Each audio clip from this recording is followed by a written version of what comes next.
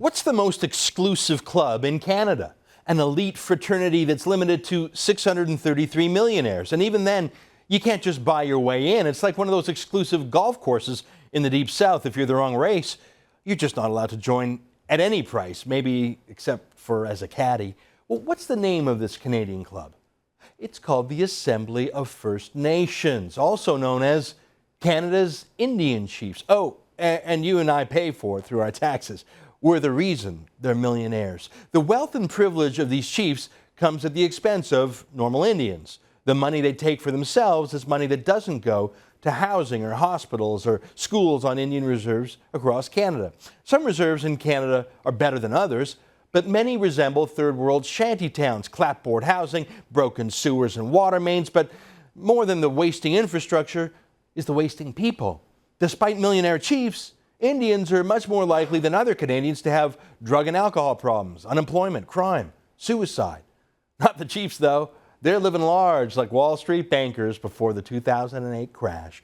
As you may know, Stephen Harper, Canada's Prime Minister, is paid $317,000 a year. Plus, he gets a free house and expenses. So that's for the guy who runs a 34 million person country. Well, how about Canada's 633 Indian chiefs? The average Indian band in Canada has just 1,100 people on it, so smaller than my high school. According to Access to Information research done by the Canadian Taxpayers Federation, though, 600 Aboriginal populations out of just 633 bands make more than $100,000 a year to be the chief of a little village, of a high school. Some, like one Indian chief in Atlantic Canada, earned $978,000 in 1 year. And since they're earning that money on reserve, it's tax-free. So that would be like $1.8 million for someone living in the rest of the country to be an Indian chief of a few hundred people. There are 50 Indian politicians who earn more than $317,000, more than the Prime Minister of Canada itself. Like I said, it's the Millionaires Club, but they're not a club of entrepreneurs. It ain't Silicon Valley or some young entrepreneurs club. These people didn't earn their millions. They got it through the political system. Now, non-Aboriginal Canadians would never accept this, never accept a town alderman or a village mayor making $250,000 a year. It would be morally repulsive to us, unfair, clearly a ripoff, undemocratic. But more than that, there just wouldn't be enough money in the system to pay for it. I mean, how many roads or schools or hospitals would have to be scrapped to pay for such a rock star mayor? But that's the thing. In Indian bands, the money comes from Ottawa, just dumped by the bucketful, the fire hose full. Let me throw one more angle at you. The amount these chiefs make is actually a secret. Now, I know exactly how much all of our federal MPs make down to the penny. Look at this chart here. It's all publicly available. It's audited. It's accounted for. It's transparent. This is Parliament's website that tells me, for example, Thomas Mulcair earns $235,000 a year. He's probably worth it, actually, or maybe not.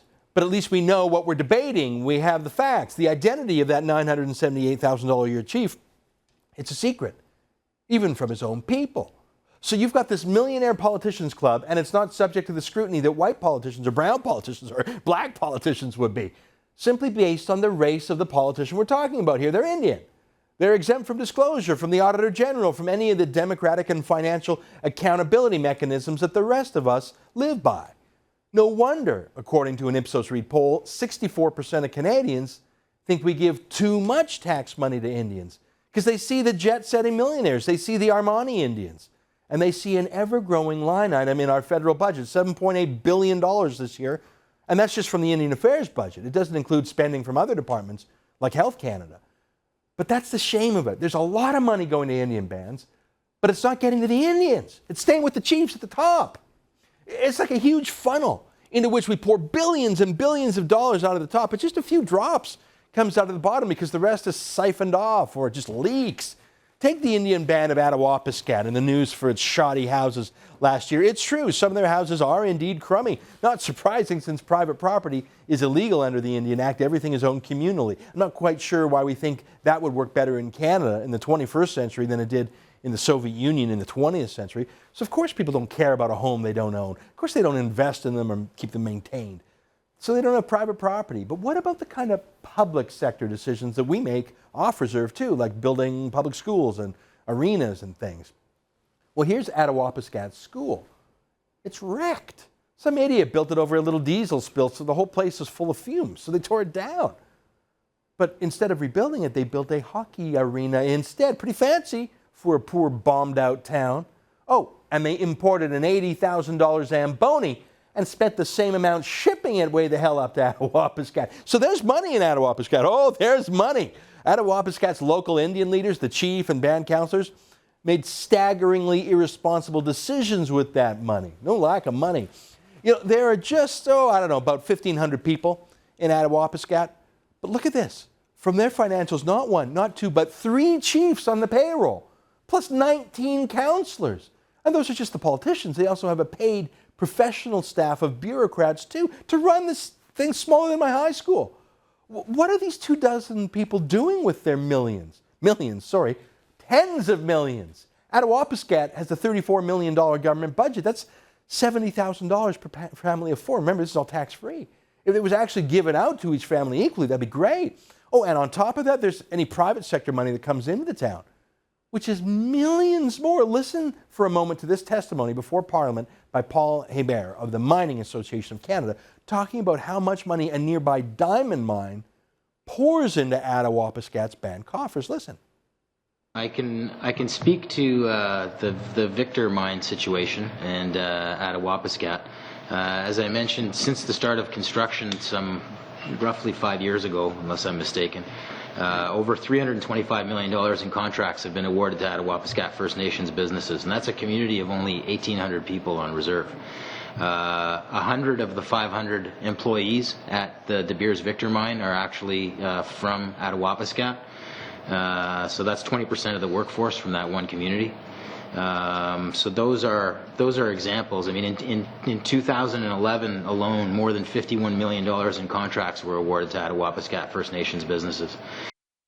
So there's $34 million in government money last year, plus $51 million from the diamond mine money. For a town of 1,500 people, that's what, like 500 families? That works out to $57,000 for every man, woman, child, and baby. That's $250,000 for a family of 4. $250,000 a year. Where the hell is it all going? If this were a non-Aboriginal town, a white town, we'd have an auditor general involved. Hell, we'd have the RCMP involved. $85 million a year in a town of 1,500, and they're living in squalor? Hey, let's compare 2 small northern towns in Canada. Attawapiskat and Atikokan. Atikokan is about twice as big, 3,300 people. But the government budget is just 1/4 as big as Attawapiskat's. Their mayor is part-time. He earns less than $8,000 a year. The whole town council put together costs just $47,000. That's less than councillors or chiefs at Attawapiskat individually. But it's run in a democracy with transparency and private property. So ordinary folks in town have a household income 4 times higher in Atikokan than they do in Attawapiskat. So government isn't the solution to Atikokan and Attawapiskat. It's the problem. Attawapiskat is a swamp of government. It is poor because of government money. The entire ad scam scandal, you know, the one that brought down Paul Martin's Liberals in 2006, that was over $250 million for the whole country of Canada. There is an ad scam budget wasted every 3 years in this tiny town of Attawapiskat. Here's Attawapiskat's chief talking to the Sun's Christy Kirkup at the Millionaires Club meeting yesterday. Look at this first clip. He misled a lot of people in the whole country about First Nations, about mismanaging the funding, which was not true. It's not true. $85 million a year, money for every politician, and, well, in the chief's case, politicians love her too. Her lover was the town manager, hey?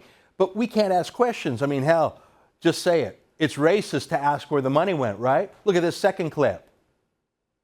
I don't think it's going to be bad for us. I think it's going to show that the government, didn't give us enough funding. The government didn't give you enough funding? I think that's actually exactly opposite. If they got a lot less funding, a half, a quarter, or hell, none, do you think they would have built a hockey rink with a Zamboni? Or maybe they would have fixed that bloody school in their homes? Here's the third clip from this chief. The way he stated, like $90 million, he didn't make it clarify how the money was spent. And the way he said it was for everybody. So, I couldn't really blame my community members or Canadian citizens to feel that way. She's bitching about Stephen Harper mentioning 90 million bucks gone there. She wants to clarify the spending. Hey, good idea. Except that when the federal government sent in an independent manager to look at where the money was going in out of Wapiscat, that manager was kicked out by the chief. Final clip from this chief. I'm calling her a chief. She's just a political hack. Final clip. There was a lot of nasty comments from the Facebook or even the media. So, what he did was really wrongful, and I'm really surprised that he got away with it. Yeah. So she doesn't like the nasty comments on the Facebook. I'm glad this politician, I'm not going to call her a chief anymore. She's a politician. I'm glad that politician got an earful from grassroots Canadians. But, she doesn't have to worry about that at the Millionaires Club, does she? See, it's just the rest of the Indian industry there. The other millionaires who milk the system, who feed off white Canada's concern and guilt for how normal Indians live and suffer.